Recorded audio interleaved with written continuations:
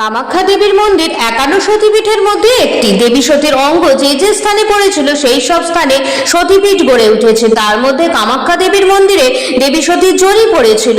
এই মন্দিরে সমস্ত সতীপীঠের মহাপীঠ মানা হয়। মন্দিরে যোনি আকৃতির একটি কুণ্ড দেখা যায়। এই কুণ্ডটি সবসময় ফুল দিয়ে ঢাকা থাকে। অলৌকিক পরিপূর্ণতায় এই মন্দিরে মা দুর্গার যোনির পূজা করা হয়।